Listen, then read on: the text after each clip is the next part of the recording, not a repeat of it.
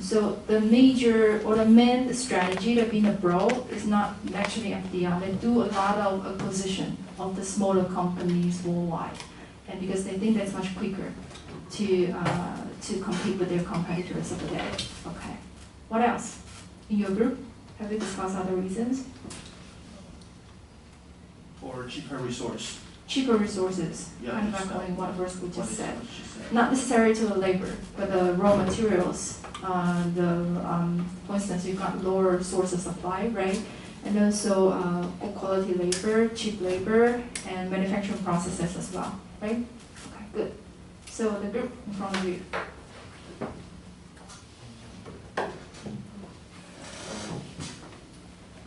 One of the reasons is to seek more opportunities. For example, if a company doesn't want to rely only on the local sales, then they maybe end up expanding in order to get more sales opportunity from the other countries, and also it's like a risk diversification where they no longer have to only rely on the local population. Yeah, and I think one of the relating example here is, I don't know if you heard about this country, Belgium. Belgium is a small country with only 500 population, okay, in the center of Western Europe, okay, and when you internationalize, when they join the European Union, okay, many Belgian companies actually can have instant access of the whole 27 countries nearby, okay, they can get larger markets. They see European Union as a whole country as well. So that's why they expand their businesses abroad. Okay, that's bigger opportunities, and also what would you say about that? I think that's relating to the one. Okay. Anything else?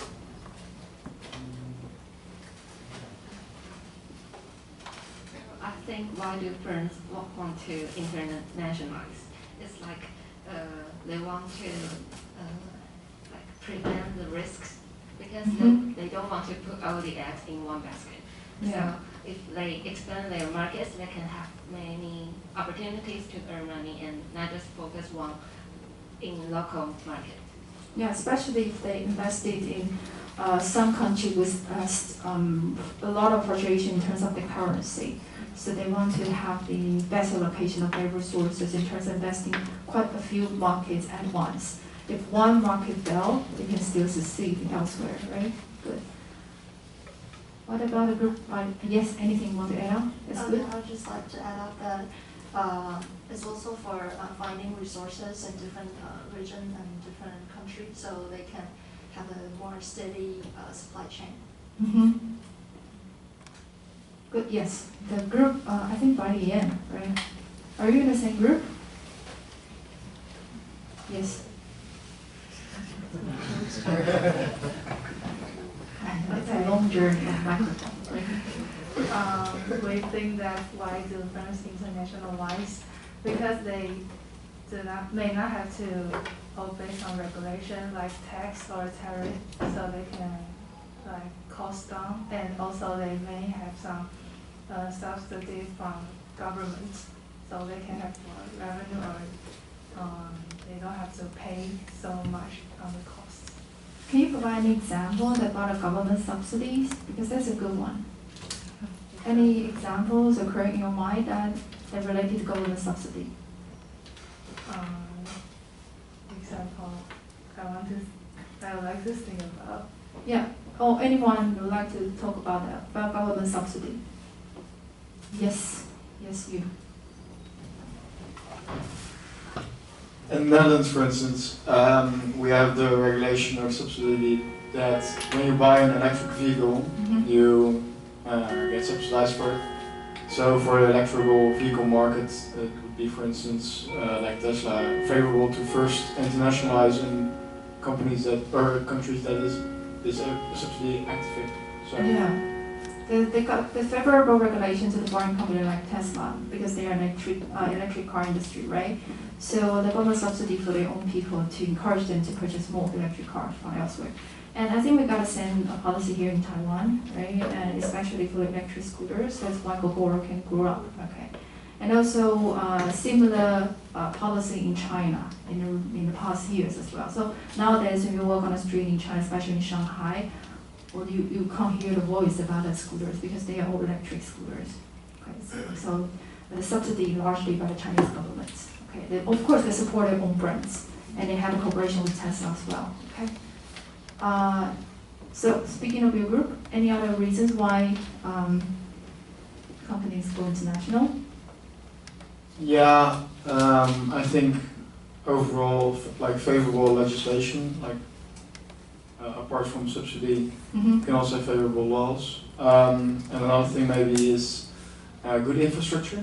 So ports, good like roads, railway stations that provide you the opportunity to quickly like move things around would also be.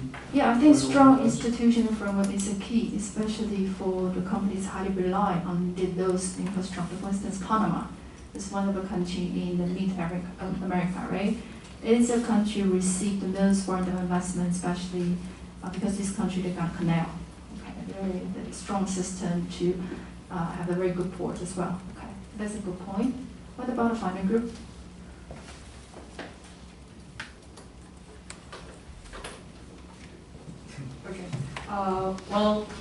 Part of it, I guess there is one point of view I think is quite interesting, is that it increases the economy of scales. So like this, it actually gains higher bargain power for the firm to, to bargain with manufacturers, like giving me a lower cost on manufacturing, or there's like a higher bargain power for other aspects. Yeah. And the second thing is the regulation limitation in its home country. Sometimes like in China, they limit some actions. I can't think of any examples at the moment, but there is some home country that is limiting firms to do a certain business moves, so they actually go to other countries. Yeah, so I think that's the opposite case, but pretty much the same. The government subsidy or maybe the government intervention at the same time to encourage companies to go abroad, or maybe attract other companies to invest in your home country as well. Okay. So anyone to add on something extra about why companies go international? Yes, very good. I think especially in a digital era, one important factor is network effect. Network effect is that one system will benefit everyone much more than with more people participate in that system.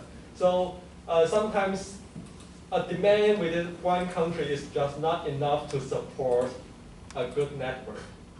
So like Facebook, if there are just maybe just like 10 people using that, then there will be no incentive for you to participate in that social media. But if there are everyone, like your teacher, your friends, are all on Facebook or IG, then you will have a sense that I have to join it also. Yeah. Okay. So talk about network effects. I was wondering that have you read my publications, because I do a lot of research. I do a lot of research on the internationalization of digital platforms and ecosystems. I talk a lot about network effects as well. So you talk about a user base. I think the main key point I want to emphasize is that nowadays we talk about the critical resources of these digital platforms and or the e-commerce firms. Okay, actually the user base is the key. Okay, we don't longer talk about the technology or we don't talk about human resources. Actually, user base or user data is how they succeed in the global market. And also that's the driver why they go into national market, because they're lacking of the user base. In those markets, of course, they need to collaborate with the local company in order to get the data. Okay. So I'd like to expand more on that in the later phase of the course when we talk about relevant issues. Okay. So I think you've got very good discussion on that. I saw a few of you actually got a textbook. So if you turn to the chapter 1, the textbook, you will know that in the text they got the list, a range of the model for firms to go international. But if you look at this model, kind of a shopping list for you. So from my perspective, I think it would be good that I can categorize them for you. So among all of this range of motive, I categorize into 4 dimensions. Okay, the first one is relating to the marketing purpose. Okay, so you know that very often first go international because the whole market has been saturated. They are rather small, for instance, in Taiwan. And market diversification via internationalization become a good strategy for company to seek opportunity for growth. I think that's the major reason why company go international. I think those of you who have discussed it before.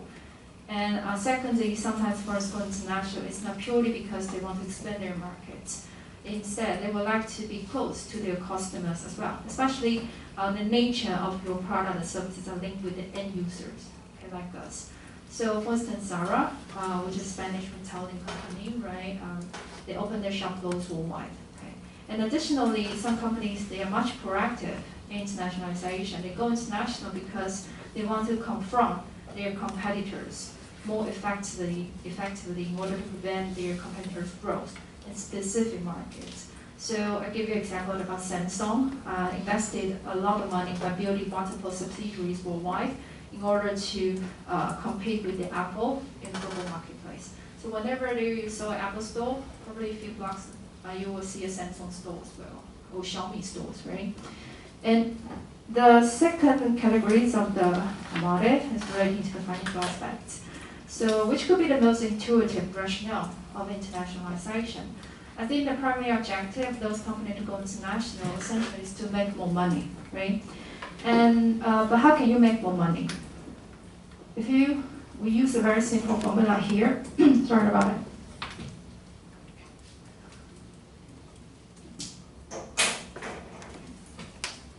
So if you want to get more profits equals to your revenue minus cost, right? How can you increase your profits?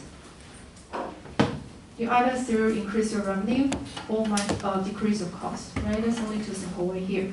So for the financial aspect, think about that as a company themselves. How could I increase the revenue? For instance, I can sell my products to more countries outside my home country, and maybe I can charge the premium prices for the global customers if I believe my products and services have such quality. Okay, I can earn more revenue on one hand. And on the other hand, of course, I want to lower down my cost in terms of labor costs, manufacturing costs, anything you can think of that relating to make the products. Okay. And for first go international, sometimes they want to get the economies of scale. Okay, the law school talk about that. In terms of sourcing, production, marketing, as well as R&D. Okay, they want to have the various resources at once, not limited just to a few types. Okay. And also the next categories of rationale of internationalization is relating to operational purpose. Okay. Due to the high cost of raw materials and production, some companies, especially in extractive industries such as the petroleum or mining industry, they usually are closer to their source of raw materials because they want to lower down their transportation cost, obviously. And another motive for first go international is gain access to lower cost or better value factors of production. Okay. For instance, many Taiwanese companies, especially computer companies, they establish their subsidiaries in the United States in order to access the low cost capital and better value investors, because it's not really prosperous in terms of sourcing investors in Taiwan. It's much easier for them to get investors, for instance, in Silicon Valley or maybe nowadays in Israel. Okay, and this is because United States or Israel, they are home to many capital sources, especially high-tech industries. And capital for venture capitalists or stock exchanges are also very welcome. Okay? And in some cases, first go international because they want to learn the new ideas from their partners or from how to make the product and services better, or maybe they want to learn the new business ideas and methods from other companies located abroad. For instance, many car manufacturers opened their subsidiary in Japan back in 1980s because they want to learn from Toyotas about their just-in-time production. Have you ever heard about this word, just-in-time production? What does it mean? What does it mean by just-in-time? Yes. Lean operations. Yes, lean operations means that you have zero inventory. Okay, so you try to do everything as soon as possible in order to lower down the inventory costs. Okay, and in order to learn that, like I just said, many companies flooded into Japan during 1980s. This is how they internationalized in Japan. And last but not least, there are more and more phone companies realize the importance of relationship in international cooperation, particularly in a Chinese context. So if you want to do business with the Chinese firms, you have to set a very good relationship with them in the very beginning, okay? And which is quite different culture from a Western company. For instance, if you do a business with an American company or a German company, usually you will get down to the price, get down to the offer deal specifically, not to talk much about the relationship, okay? The different culture, obviously, they have a different ways of doing business. And so in this regard, many companies internationalize mainly because they are following their partners to do so.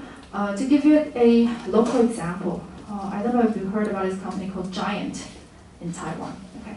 Giant is currently the world's largest bicycle designer and manufacturer, and it has manufacturing facilities worldwide, for instance in Taiwan, Netherlands, of course, and China and Hungary, okay, nowadays. So when it first invested in China in the early 1960s, many Taiwanese suppliers of Giant had no choice but move their facilities to China as well.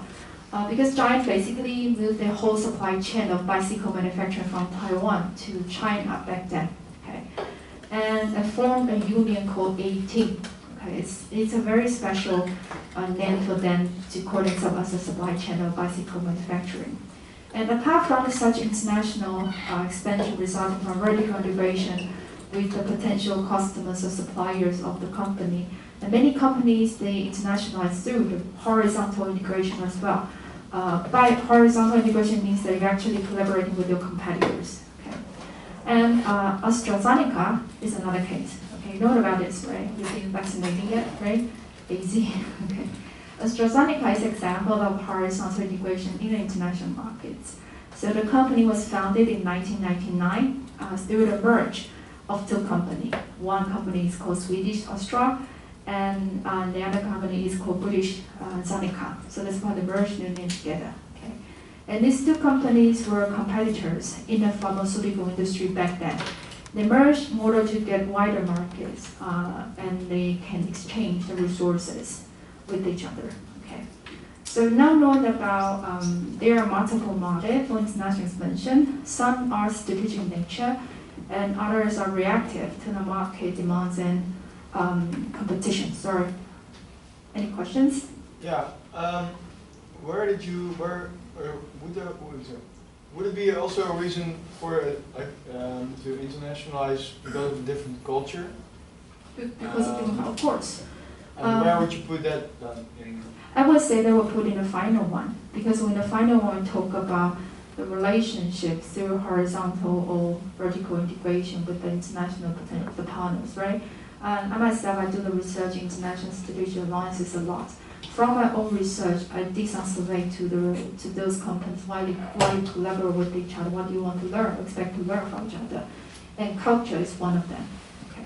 Other than the R&D expertise, marketing specialty, they actually want to learn from each other in terms of cultural status, because their product or services are much linked with the end user. When you talk to the end user like us, we actually talk about culture a lot. So that's why in the following lecture we have a whole section talk about the culture differences across international markets on that. And we will have more discussion on that, how culture differences or how culture play the role to affect international business activities.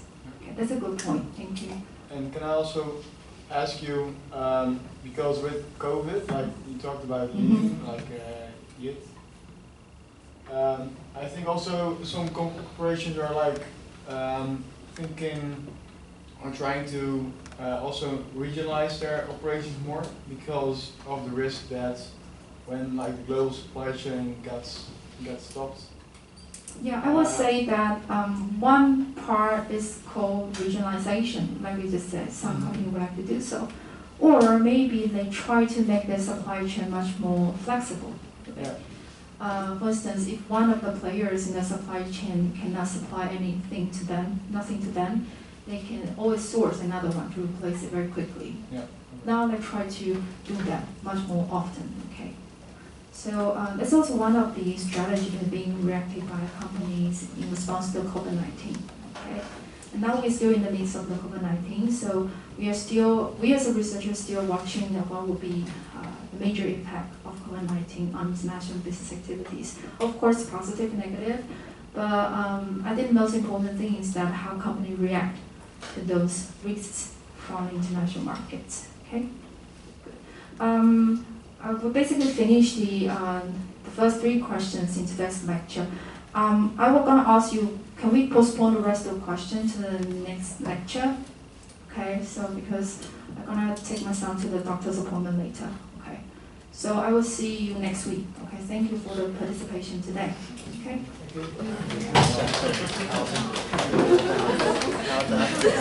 Thank you.